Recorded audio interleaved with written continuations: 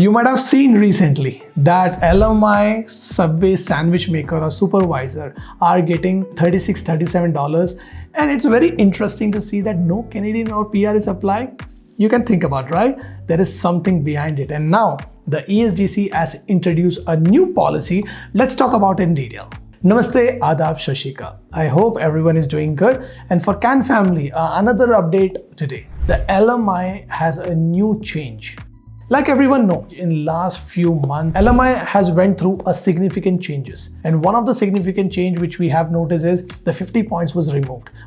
But now the CIC really know that how important is immigrants to Canada. At the same time, the Canadian government is making sure that before a Canadian employer hire a temporary worker, they should do their due diligence to look if they can hire a Canadian citizen or a PR. It's basically a way where Canadian government can look into that. First, those people who belongs to this country will get a first priority.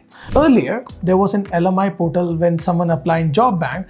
There used to be no record of how many Canadian citizens, how many PR, how many temporary residents apply for a particular job. So there can be bias in the decision because sometimes the consultant or the employer say that no Canadian or PR applied for this particular position. Technically, even the ESDC cannot able to prove that, like, did anyone apply for this particular position or not. There are cases that for some of the positions, really the Canadian citizen and PR apply. Still, the employer say that no one applied, and that's why I'm giving the position to a temporary resident. But now there's a significant change in the job bank. That is, now if any advertisement is there, any number of applicants who's applying, their data will be saved. And every employer or a third-party consultant, they have to respond to that particular resume. If they want to decline, they have to give a proper reason. If they have to accept it, then they have to go with an interview process.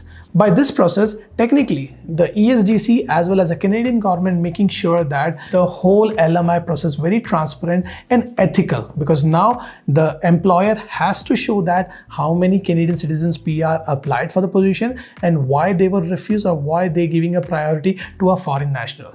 In one way, it is a really good step which will stop the paid LMI market, which is booming in last few years, especially in some of the cities. But also, this will be giving a lot of employment opportunity to a Canadian citizens and the PR. And definitely, if any international immigrant or a temporary foreign worker is worth and have a skills, definitely that LMI would be given to them, and by this we can assure that ESDC will be looking into each and every temporary workers who is working under the Canadian citizen.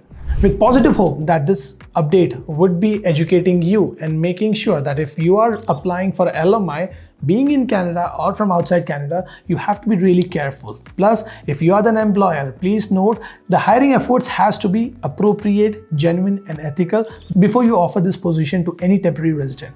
And with this hope, see you in the next video. Take care, have a nice day. Signing off, Vishnu here. Bye.